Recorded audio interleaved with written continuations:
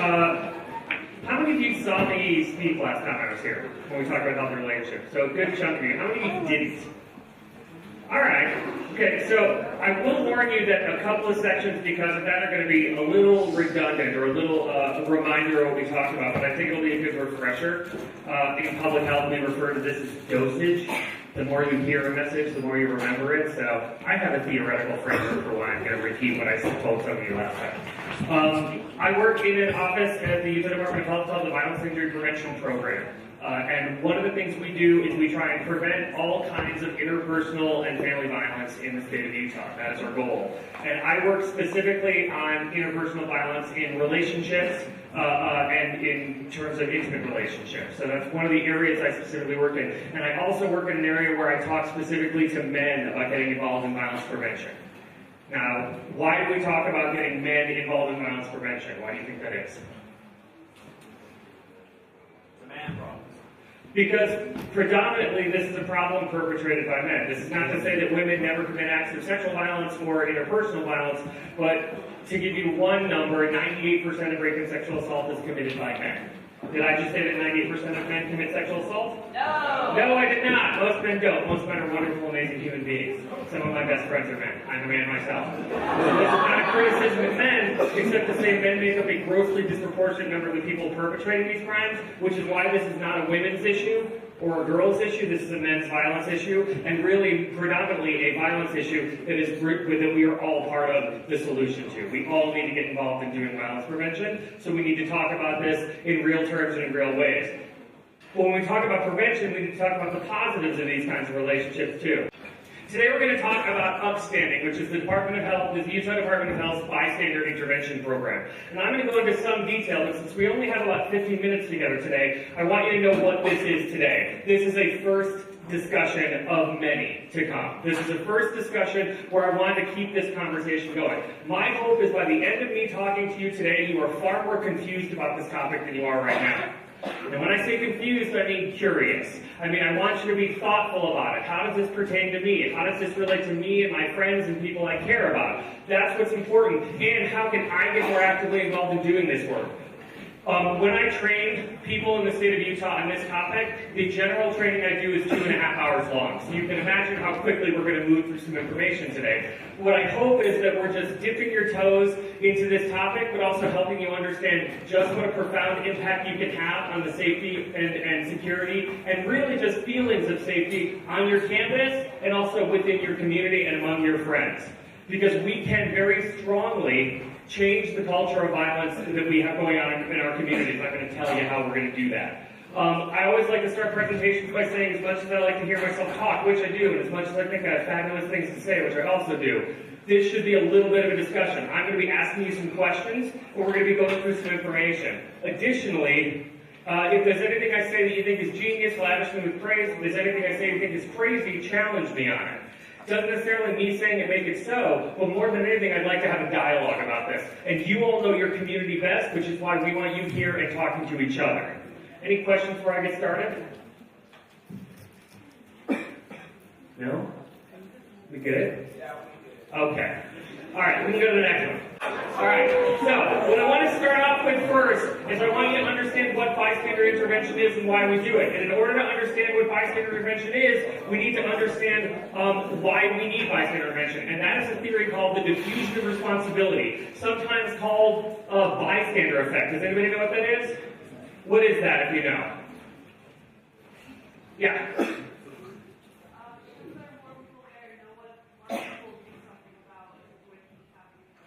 Perfect. If other people perceive someone else will do something, they are less likely to act.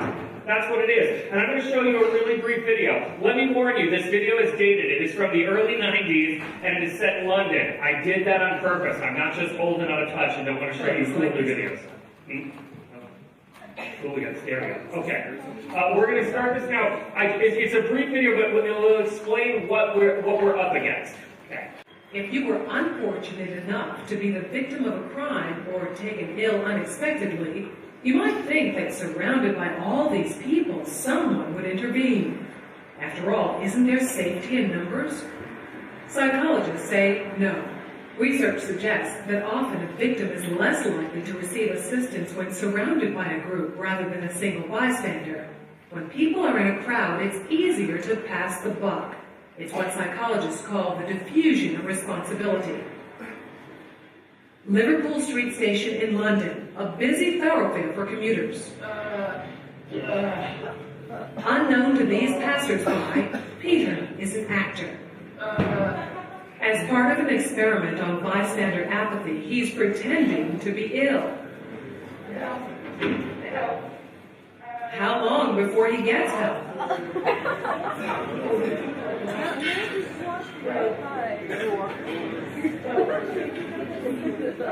Helping would be inconvenient or even risky. He lies there for more than 20 minutes and no one raises an eyebrow. It's always very distressing to watch situations like this where people are obviously suffering and no one's actually helping them. But what we have here is two conflicting rules. One is the rule we ought to help, and the other is the rule that we ought to do what everybody else is doing. And here you have effectively a group of strangers who are exerting the pressure not to intervene, not to help. And it's very difficult to rebel. Ruth, another actor, takes Peter's place. How long before she receives help?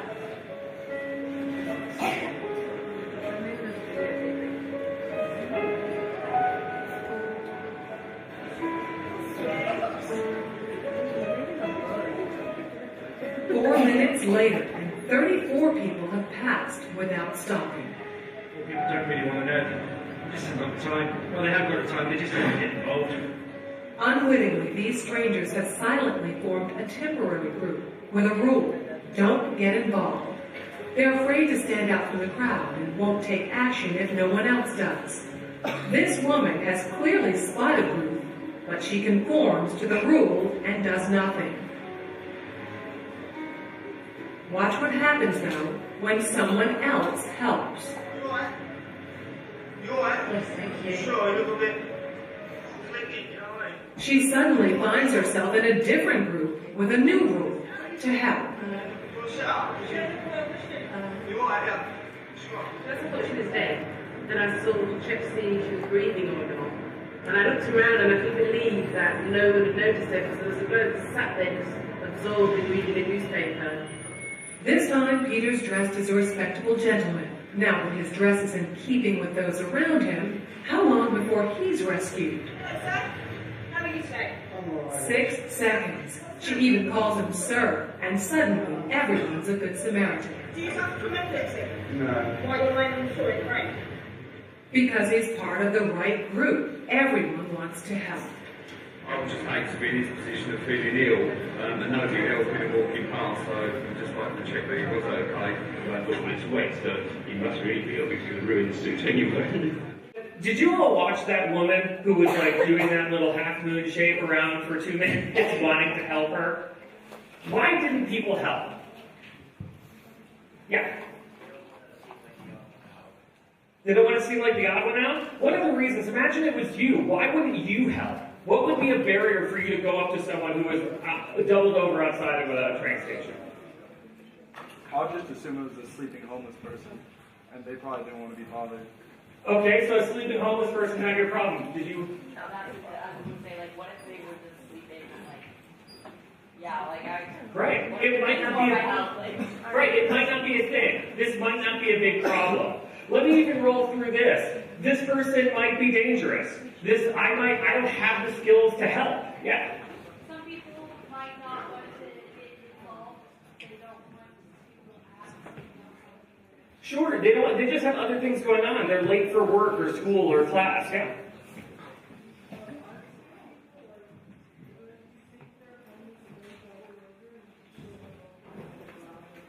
Okay, so even just being worried that this is some kind of trick or ruse to hurt you or harm you or steal money from you, these are all things that go through our heads when we approach people, right? And what's interesting there is the minute one person went to help, other people moved to action as well. And this is one of the things we want to tell you is that diffusion of responsibility could happen 25 years ago, today, or in 10 years. Does this seem pretty normal? Could this happen in Salt Lake or here? Of course it could. This is human behavior. There's a reason we're all sitting here today. It's because our great-great-great-great-great-granddad was like, does it sound like there's a tiger in the bushes? I'm not going to go near that bush. You get it? We want to protect ourselves. That is not a bad instinct. And so we want to not blame ourselves for taking self-protective action, but we want to also not do nothing. And that's where bystander intervention comes in.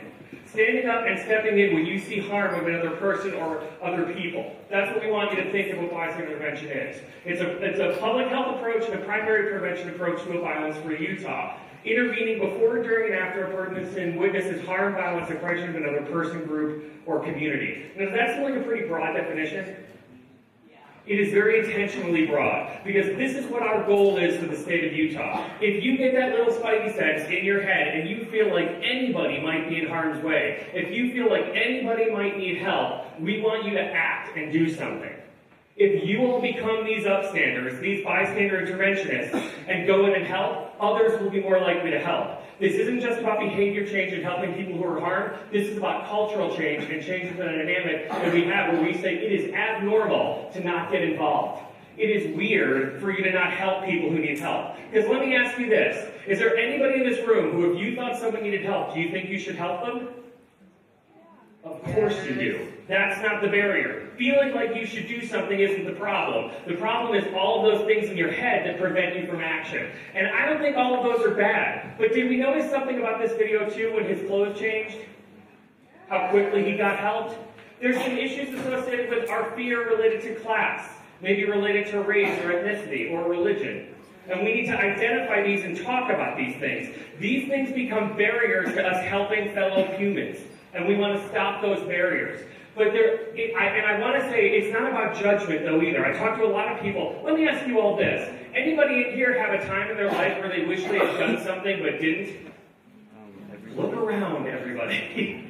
This is everybody in this room. We all have those moments we wish we had acted, and what we want to do is teach you skills and techniques and then practice them so you are more likely to act in the future. Because I, too, have a bunch of situations in the past in which I wish I acted, but I didn't. And at the time, it wasn't because I was a bad person or I didn't care about people. It was because I had a lot of things in my head telling me this could go bad. And what we want to do is help you figure out ways that it can go good so that you can act and do something. Make sense?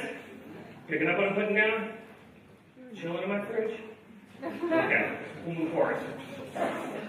So I really like this definition because it's broad and open. I like the fact that we can use this definition to say, I don't care if someone gets made fun of or bullied, if someone has experienced family violence at home, if someone has been in a car accident. No matter what the harm or violence is, we want you to act. So last time, some of you remember, we talked a little bit about gender socialization. And we can't talk about intervention of interpersonal violence without talking about gender socialization. One of the examples I gave you before is, give me some stereotypes about what men. Describe a real guy, a real man to me. Yeah. Beefcake? Hot. Did I hear that right? Sometimes I get it. Hot. Okay. What else? Describe, what does he look like, sound like, act like? Yeah. Tall, strong, hairy, stoic, not really emotional, really good at sports, likes watching sports. Do we get this image in our brain of what a guy is like? What about a woman? What is she like? Look like, sound like, act like? A girl, a lady. Pretty. Huh? Chick flicks. She likes romance. She likes to be wooed. Okay? Long hair. Nurturing, motherly. So what are these again? We talked about this last time. What are these? Gender stereotypes. Exactly. These are stereotypes of men and women. Are these all accurate for every single person? No. All right. They're not. Most of them are designed to get us to buy things we don't need with money we don't have because we don't feel like we're good enough or we fit in or we meet standards. This is incorrect. No, and by the way, a lot of these things are not necessarily exclusive to one gender or another. And really, the problem is we have more than two genders contemporarily and culturally. So it's even more incorrect. Because there aren't just men or women in this world. There are people who identify differently, okay? And because of that, we need to understand that these stereotypes are inaccurate. All of the adjectives you just described for men, is that me? No. No, he said tall, like a jerk. How am I supposed to feel about that? I'm kidding a little bit. It wasn't jerky. Right? But do you think that no matter how woke I am or how much I understand that being tall doesn't make me more or less of a man, do you think that affects how I feel about myself? Yes. It absolutely does. It makes me, I make jokes about it. I comment about it. Because I feel insecure because culturally we know that men are supposed to be taller than I am. So this is something that it's not about what I know, it's about what is culturally relevant, and we need to start challenging these ideas. Because the problem with gender stereotypes and gender socialization is it prevents us from acting as bystanders. And that's when it begins to be a real problem. Because there are things we do when men and women don't act right, when they don't act the way they're supposed to act, we have terms that we're about to go through really briefly to silence them and stop them from challenging that. If I was in a locker room and somebody in that locker room said something sexually inappropriate or derogatory about a female friend of mine, and I said, hey, that seems really messed up, you shouldn't say that about Sally or Julie or whatever, what do you think I get called? What? You a pussy. Okay. I should have warned you. Prepare for some colorful language with this brief activity. But I also think these words are something we know, and we know them automatically. Wuss, bitch, pussy, weak, yeah. Right, and again, hopefully what we want is other men who are uncomfortable with that kind of language or behavior to step up and step in. Do you see where bystander intervention in that moment could be helpful? Where if you step in and other people do, we all challenge that inappropriate behavior. Now again, this is a moment where I always want to say, I don't like to be the no fun zone. I think you should still be able to joke around and laugh and tease with your friends. But what we also need to understand is when that laughing and teasing hurts people's feelings, threatens people, scares people, traumatizes people, we need to make sure that that stops. And part of the problem is we have normalized certain behaviors and sexually aggressive behaviors, and we need to start challenging that. But I want to say what we really need to do is stop people from... Oh, and by the way, what do we call women when they're not acting like women, when they're not acting right?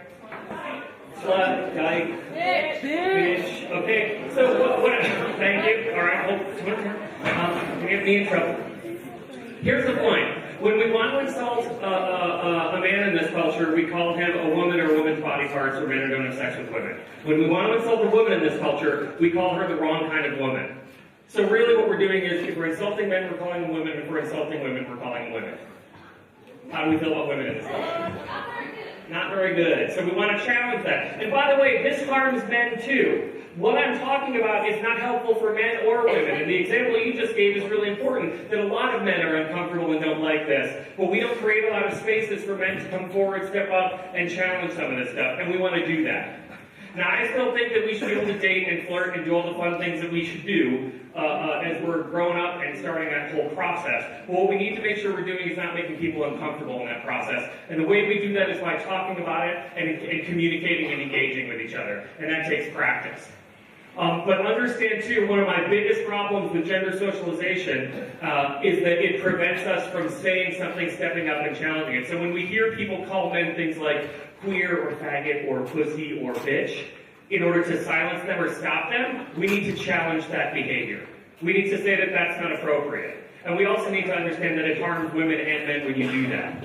And by the way, if you want, the example I gave last time, if you remember, of how deeply culturally embedded this is I used the movie The Sandlot, which we all love. It's a great movie. It was filmed in Utah.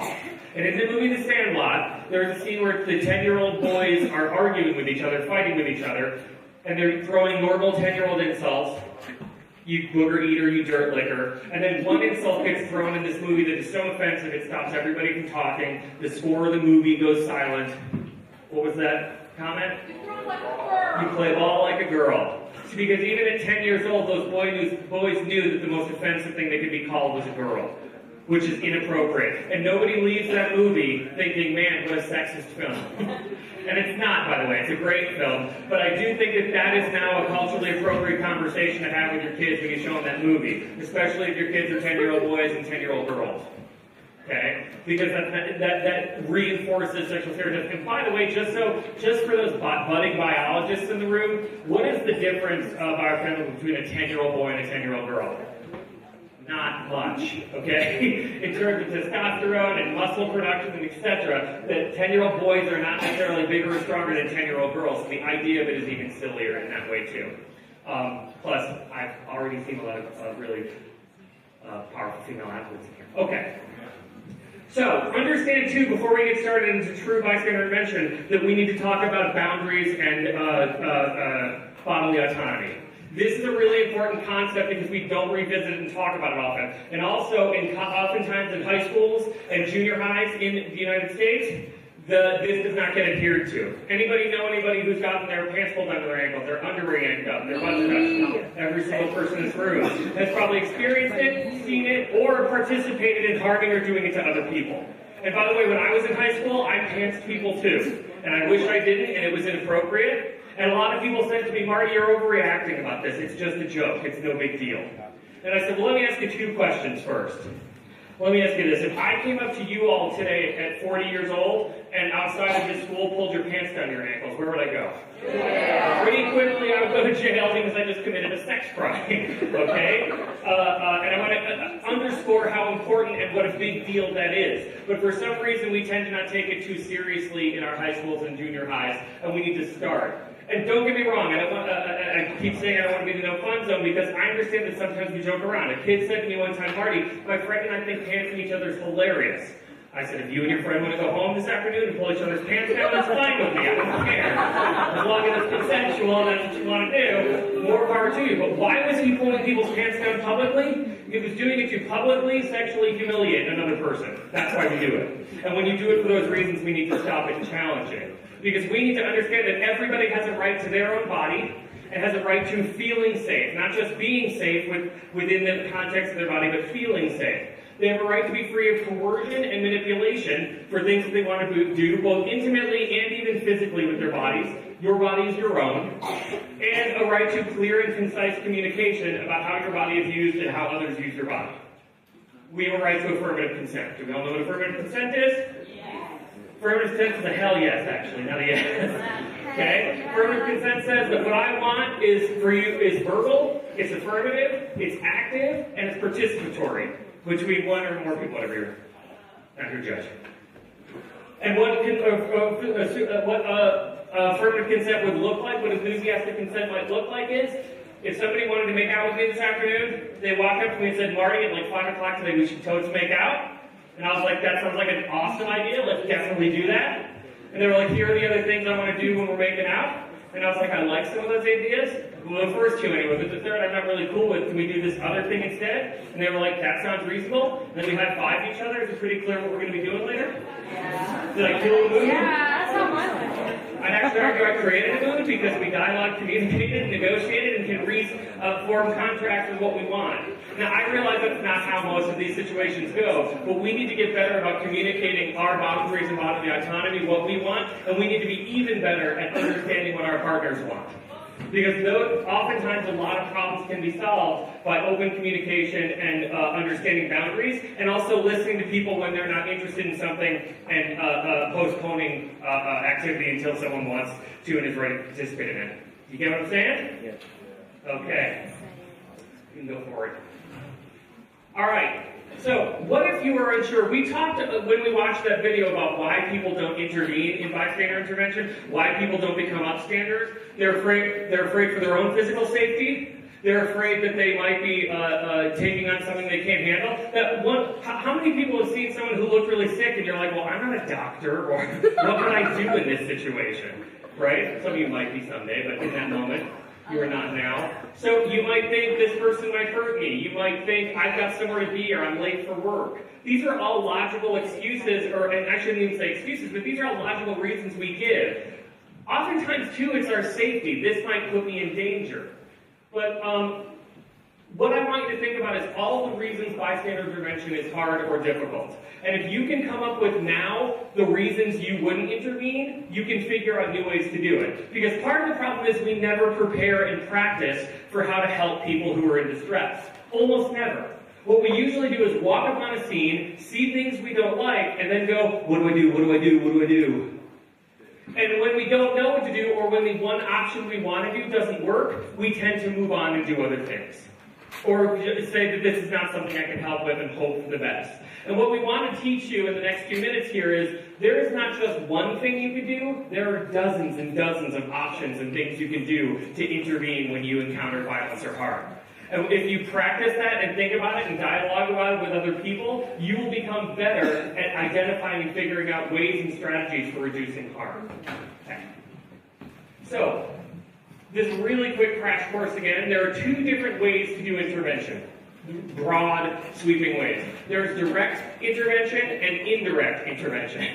Direct intervention means you are directly challenging the violence that you see. Indirect intervention means you are doing another method for distraction, or you're not directly trying to identify the violence, you're just trying to move people out of the situation.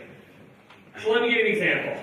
If you saw a couple who was in the parking lot on your campus and they were in a big fight, and it looked like it was escalating, and you wanted to do an indirect intervention, you could go up to these people and say, hey, oh my God, your shoes are so cute. What is every single person going to do when you say, oh my gosh, your shoes are so cute? Oh my God, thanks. They're going to look down at shoes too, right? They're going to stop what they're doing and be like, let me check out these awesome shoes, okay? Now that might not necessarily stop violence way down the road, or even this couple from fighting later, but in that moment it pulled them out of that situation, and also let them know that somebody else saw what they were doing. Or you could go walk up on the same situation and do a direct intervention where you said something like, hey, it looks like you guys are fighting and this is going to escalate. Do you need help with anything? And I was like laughter at this one, because everybody's like, yeah, right. Which one of those would be more difficult? The second one. And why would that be more difficult? What's the potential harm of doing that? Getting rocked in the face. Okay. Experiencing violence from the people you're trying to intervene with? Absolutely. Is your hand up there? Getting dragged into whatever conflict they are. Okay, so, and by the way, this is a really important one. Getting dragged into the conflict yourself, and especially if you know those people. Is there a difference when you know people and intervene versus when you are intervening with strangers? Yes, it's very different. And there's very different barriers and boundaries to intervention there. Strangers are scary because there's a ton of unknowns. People you know are scary because you know some of the stuff you're going to be taking on. You're going to have to hear about this forever. They're going to be mad at you and talk about you in class and etc. So part of it is also understanding that if you identify your own boundaries and barriers, if you think this is going to be too hard for me, you need to figure out ways around that. We're going to talk about how you do that in a minute or two. But these are all really good. I want you to think about the fact that direct intervention can be difficult, but sometimes it's the right choice. Indirect intervention sometimes is easier, but it's also sometimes the right choice for depending on how much you want to get involved. And who can turn on you in the situation I just gave? Both of those people can get very mad at you because we have this very strong cultural notion in the U.S. that you should mind your own business and that this is a family or a personal problem. But let me tell you, for the rest of your lives, remember this. If someone brings violence to your attention, that is no longer private. If you're aware of violence happening, that is no longer a secret. And I, when I was growing up, had a lot of people say things to me when they told me or disclosed situations of violence. If I promised that if I tell you something, you promise not to tell somebody. Do you know what I never do anymore? I never promise not to tell somebody that. Because if I deem that so important that you need help or there could be future harm, I'm going to let you know, I'm going to tell somebody to keep you and other people safe. That's really important. Now that doesn't mean people don't still talk to me about things, but I want to let you know I can't make a promise that I think might harm you because I care about you. Even if I don't know you, if you're a human being, or a cute puppy or kitty or something like that, I care about you and I want good things to happen for you. So what do we need to do to make sure we keep people safe?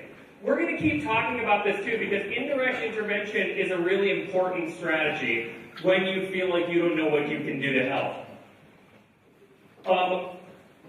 Silent stare. I was in a parking lot at the University of Utah because I used the gym there. And I was procrastinating a workout by sitting in my car. And a couple got out and started arguing and fighting in this parking lot. This is actually where I get this story. And they were arguing, and then this woman parked her car, and then they both got into this guy's car, and they continued arguing. It wasn't physical, but it looked like they were mad at each other. Or certainly she was mad. And so I watched them for a few minutes and finally realized that there was not much I could do, and I'm probably not going to get into their car.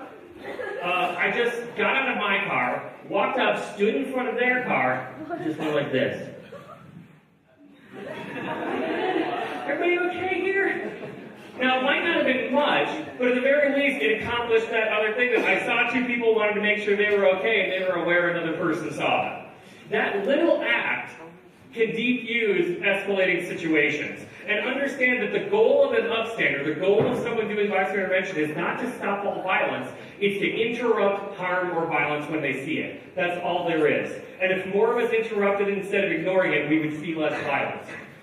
You can also use humor. Be careful with humor. Sometimes people think it's a really effective tool. Other times people don't like my jokes, right? So I have to be careful with that and judge a situation. But I had a friend who was a real touchy person. Okay? Do you know these people?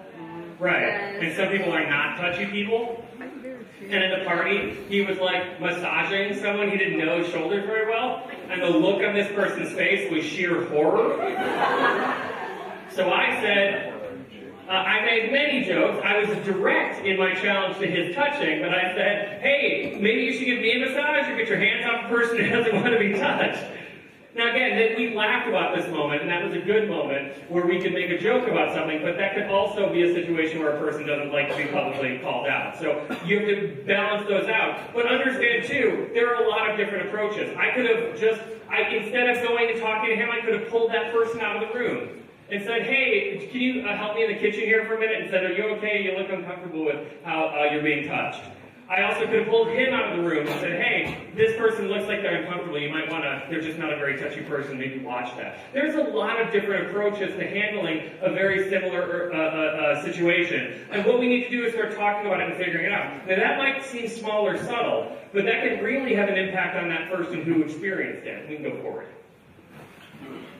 There's also staged intervention. I hear so often when I do bystander intervention, oh, I missed this really good opportunity to do something helpful.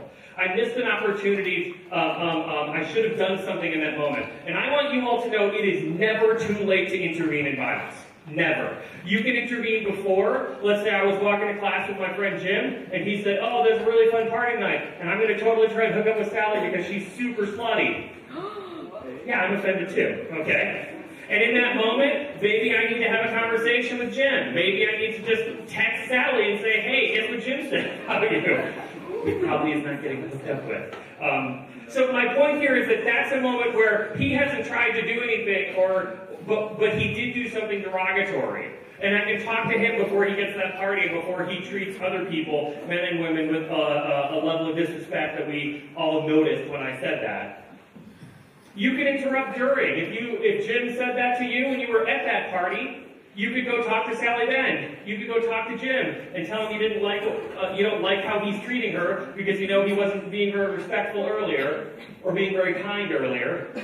Or after the fact, after Jim embarrassed himself by flirting with this person, you could go talk to him after and say, hey, I really didn't appreciate what you said. And it seems really messed up that you said that. But I want you to know with this scenario, it is never too late to intervene or talk about it. I was at a hotel in Orlando. Did I tell this story last time? No. I can't remember. Okay. I was in a hotel in Orlando a couple of months ago for a conference, and it was 1 in the morning, and I couldn't sleep. So I decided to walk around this little walking path outside their hotel. And as I was getting out of the elevator, a young woman was walking past me, and there were 2 older gentlemen, older than me, looked like 50s or 60s, standing behind her, and they seemed very impaired by alcohol. They were a little drunk. And one of them said to the other one, as she passed him and me into the elevators, should I follow her into the elevator? And the other one said, yeah, you should. And they both started laughing. How do you think she felt about that? Fairly unsafe? I would agree. And I, in that moment, felt paralyzed to do something because these 2 guys were drunk and they were larger than me and there were 2 of them. I didn't know if I should try and say something to her if she even wanted my help. I thought about getting back in the elevator with her, but that might have made her more uncomfortable. Me walking out of an elevator and then walking back into an elevator. All of these things went through my head about what I should do. What I ended up doing in that moment was just standing there and making sure they didn't get on the elevator with her. What I wish I had done was said a couple of choice things that I now know, because I thought about it. The reason I'm telling you this story is I can't go back in time and go back to Orlando where these guys are, but I can tell every single one of you and 100 other people this story, so if you encounter anything like it, you might have some ideas about how you would intervene and what you would do. And that is the quintessential piece of this, that we need to start talking to people about harm and violence that we've experienced so we can all figure out better ways and other ways to address it and challenge it. Incidentally, I was in Florida at the time, and I walked out and was walking this path, and this security guard saw me, and she was like, "You okay, sir?" Because it was 1 in the morning, and I was like, "Yeah, I'm fine, just can't sleep." And she said, "Okay, watch out for alligators." I was like, "Watch out for alligators?" Guess where I went then? Immediately back to my room. Watch out for alligators. Why would you live in Florida? It's terrifying. Watch out for alligators. Okay. Sorry. But by the way, I want you to think in terms of what are staged interventions you could do, and we can move forward. Will you always be seen as a hero for intervening? Will people just love you and throw flowers at you?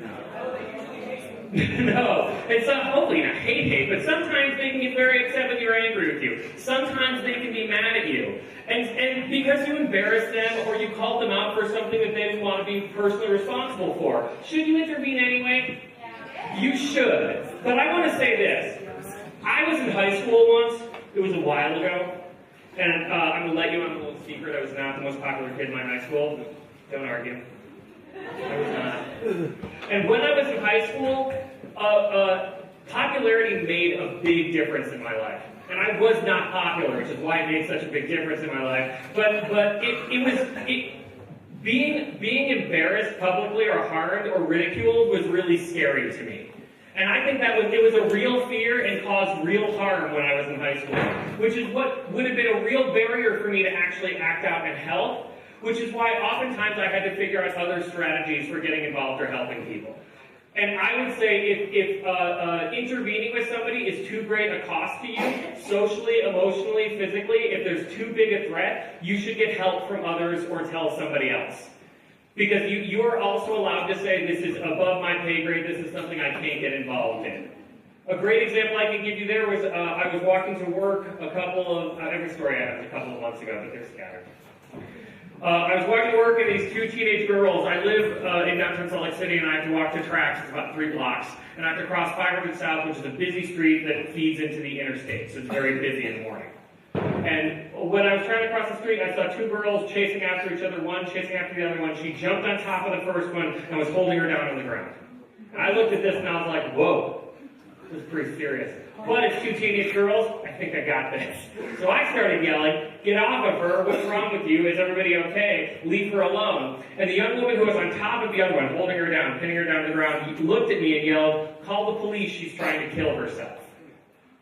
So I took my phone out and I dialed 911.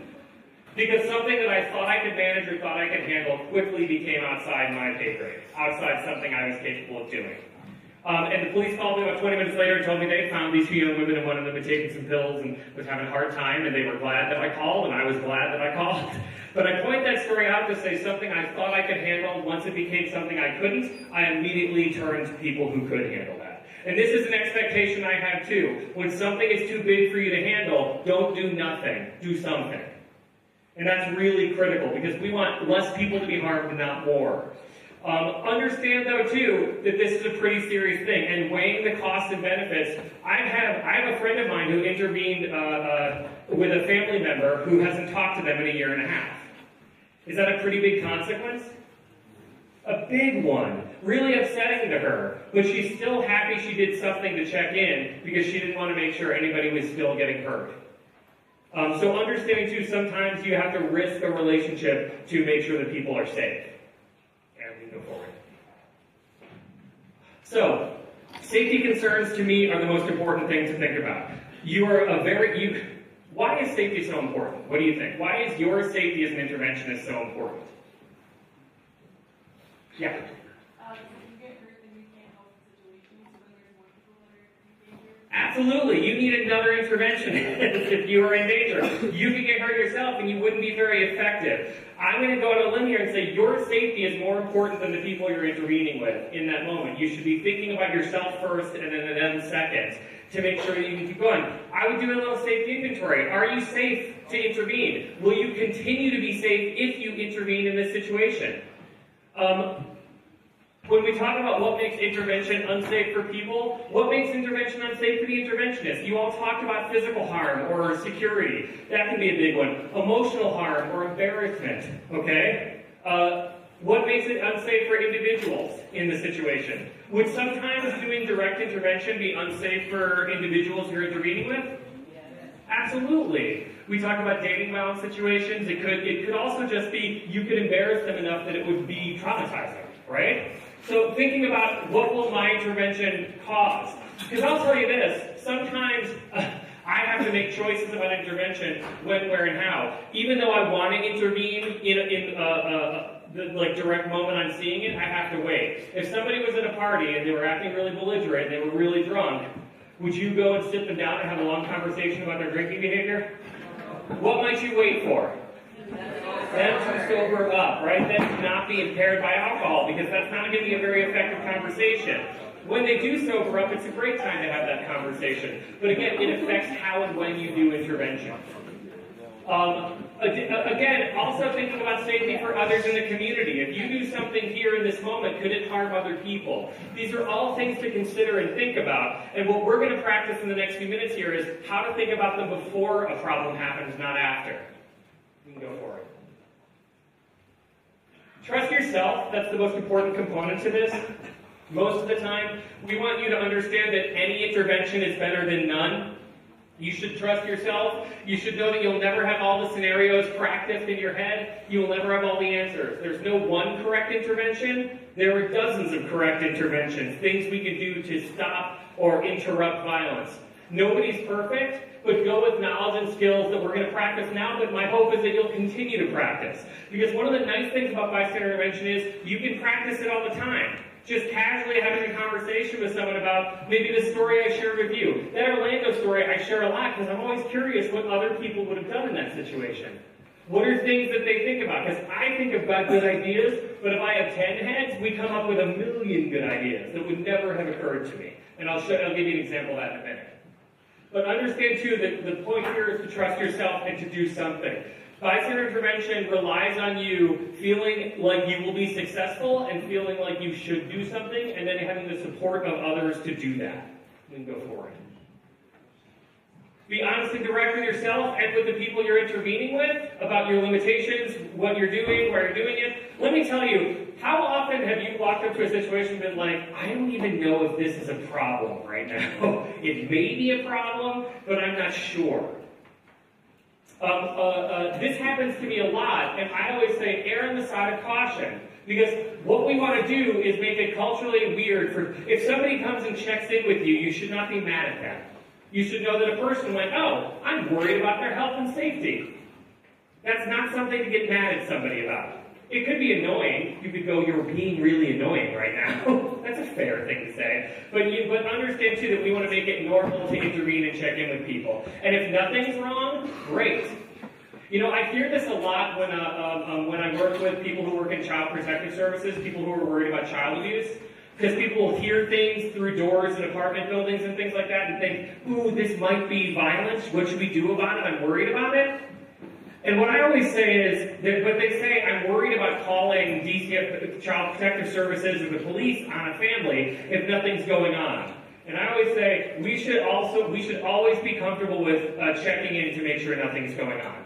Because the consequence of doing nothing in that situation is potential abuse of a child, right? And we don't want that to happen. But again, I also want to point out that there are extenuating circumstances at times. I was talking to a family, or a family friend once, who said she suspected that there was child abuse next door, but she didn't know what to do because the family was undocumented. Are you familiar with that term? They were not U.S. citizens. And she was worried that if she called the police, that this would have an effect on their family's security and safety and presence in the country. Now, no matter what you think about undocumented or documented folks, what's important to realize is this person didn't think it was appropriate to call the police, so she literally was saying, I can't call the police, so I'm going to just let child abuse happen. And we talked for a long time, and luckily she talked to me because we came up with 5 different things she could do that were not calling the police. Okay? And so I want to point out that having these conversations is critical because after we talked, she was able to do something and intervene and check in on the welfare of that kiddo without putting this family at risk. And one of the things I want to keep pounded into your heads today is there's always something to do. You can always do something. And we'll give you some examples. All right. Oh, wait. Keep this up here for a second. Recruit others for help. That is hands down the most important thing you can do. More people is better than you when it comes to intervention or upstanding. The more people you have with you, the better you are going to be able to intervene in situations. Leadership and role modeling. If you are the person who steps up, if you are the upstander, more people will follow you. This is an area of role modeling and leadership that we want to see. But I like reminding people about this one component of leadership we almost never talk about. Do you know what makes a really the best leader? Someone who can admit when they were wrong and be vulnerable about that. That's an amazing leader. Because leaders aren't just leaders when they're doing the right thing, they're leaders when they're doing the wrong thing. And they step up and take accountability and talk about it, and so we can all move forward. This is really critical to understand, too, that it's okay to mess up, but we got to be honest about that. And be more than a bystander, be an upstander. Stand up and do something in your communities. Now, what I want to do for that, we move forward one more. Remember, too, your role here. You are not a police officer, an investigator, a vigilante. What your role here is to just interrupt the violence and move away from the situation. This is tied to safety, but sometimes people are like, they hurt my friend, I'm going to key their car. Well, that is not helpful, okay? That is more violence, causes more issues for you and the people involved in the intervention you're trying to do. What we should do is create less violence, less trauma, less harm. Okay? And if you're not capable of doing that because this is too good a friend of yours, you should get somebody else to help you. Make sense? Okay. Yeah. That was nice. All right, we move forward. If you have any questions, I'm going to be here for a minute, but in the interest of shortened time, I want to move forward to the next slide, which is this. We are going to do a really quick practice of bystander intervention. One of the reasons upstanding works, one of the reasons bystander intervention works as a strategy to prevent violence better than other strategies is it has a component of skills building that we talked about before. What are some skills you can learn? And then practicing of those skills. It builds what's called efficacy. Efficacy is the sense a person has that they will be successful if they do something. Those of you who are looking at social science degrees in college will learn this very well. If you want to motivate a person to behavior change, you need to build efficacy, build a person's belief that they will do something well if they do it. That gets people to change. This is whether it's quitting smoking or starting fitness classes or trying to learn a new language. Okay, it doesn't matter what the behavior is. You need to make people believe they'll be successful at it. Well, we're going to go through one or two scenarios really quick. We're not going to break into small groups, obviously. But we're going to read the scenario and have a brief discussion. And what I want you to ask yourself is this. What is your initial or first reaction? What instinctually would you do when you hear this scenario? What is an indirect intervention you could do? And what is a direct intervention you could do in this situation? And what are the risks, costs, and benefits of each of them? So these are the questions we're going to ask ourselves as we go through, and this is where practice comes in. I find that I can take 2 or 5 minutes a day to think about these questions with different scenarios I hear or read about or talk to friends about, and it makes me better able to think about how I would intervene in the future. So we're going to do one, and I'll send you this too, so if you're taking photos. Okay. Well, can we go one forward? All right. You're walking through the halls to use the bathroom during class, and you notice another student who you do not know very well being teased by 2 other students who you know are both seniors. You then see one of the seniors rip some papers out of the student's hand and push them very hard against the locker. Initial reactions.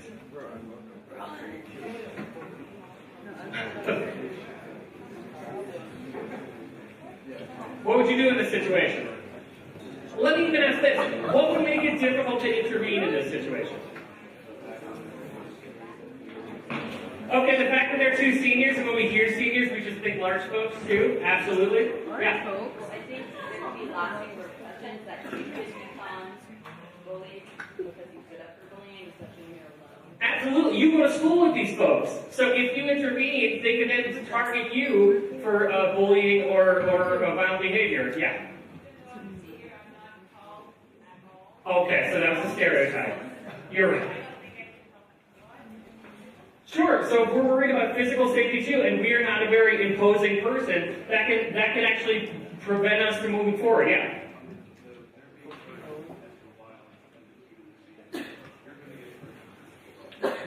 Okay, so it's almost logical to think if they're being targeted physically or being harmed physically, that would get turned on me. Especially if there's two people. So, what are some indirect or direct interventions we could do? Let's start with indirect. What are some indirect interventions you could do to help people? Yeah.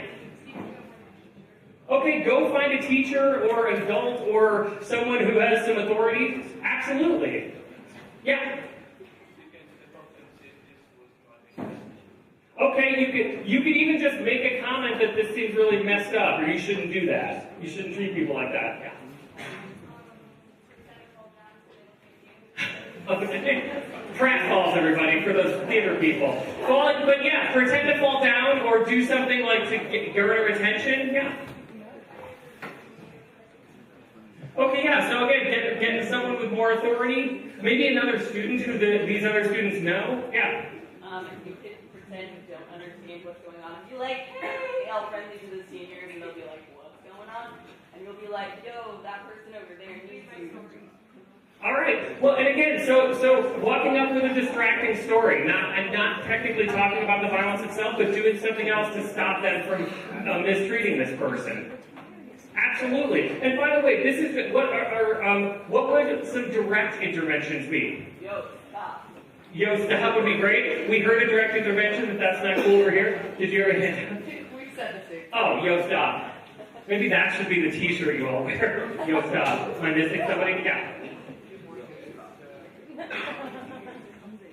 Get more students to what? Oh, to talk to seniors, yeah. So get a group of students together too to walk up and interrupt this violence. Absolutely. And by the way, there are a bunch of things that would make all of these interventions difficult or all of these interventions simplified.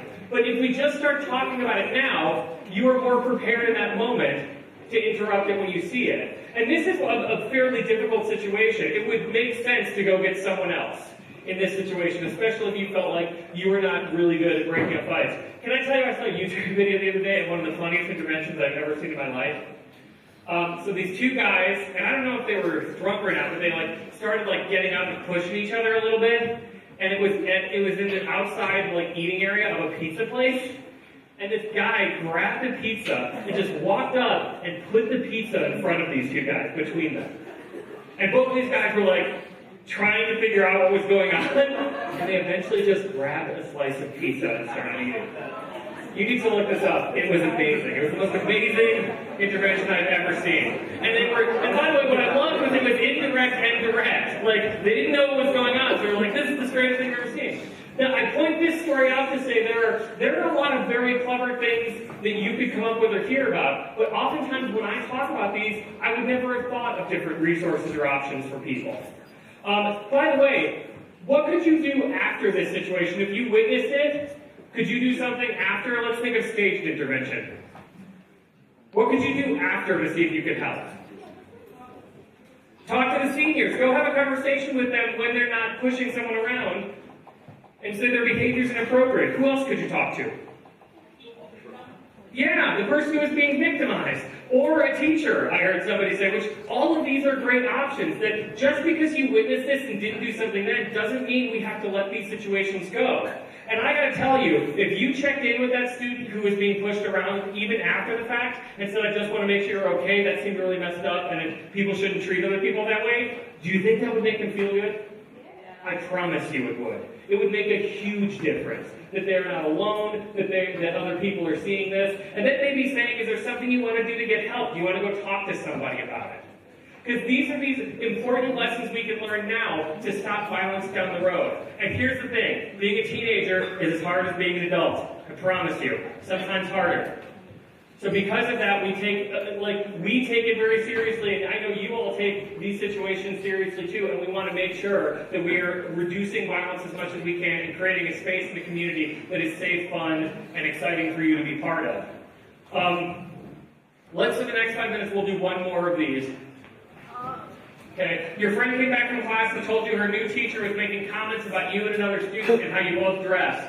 The teacher said that you and the other student looked like, quote, sluts. When you asked that teacher about the comment after class, he said he was kidding and you needed to lighten up.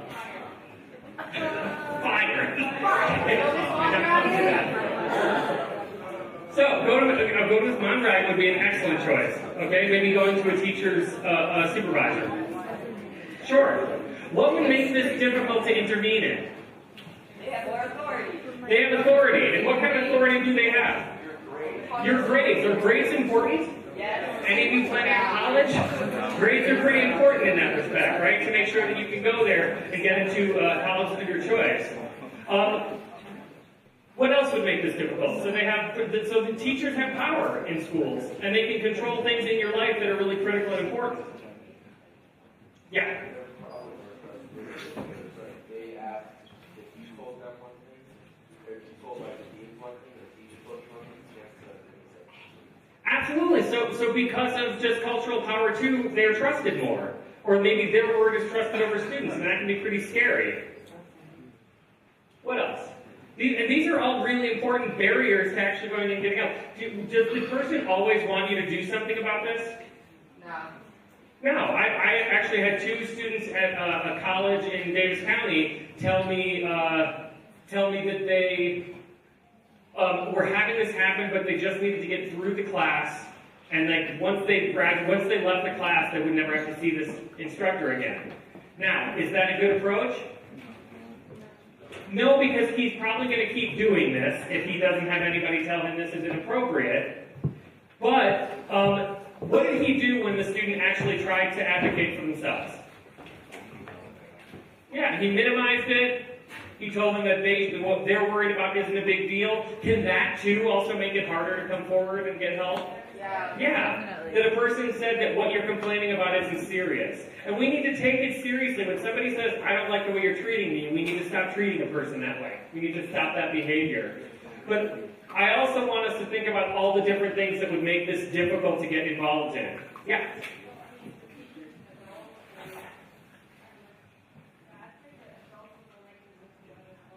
Yeah. Yeah. Yeah, and you both have talked about that, like the difficulty in believing a student over an adult, right? And that is really critical to think about too, that's a barrier. And so and by the way, this is such a great point that you both made, that what do we need to do as adults or people in power in these communities to make sure you know you can come to us and feel like you're going to be trusted and believed? Yeah.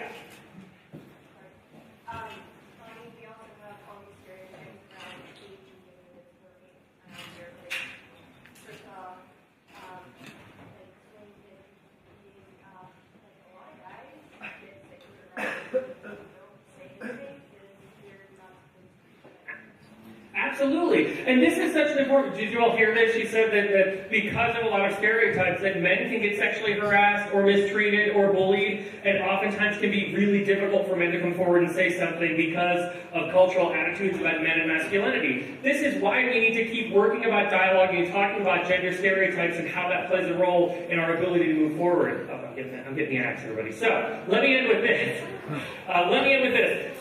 My goal with this is, and I know your entire school's goal is to make this a discussion you continue to have.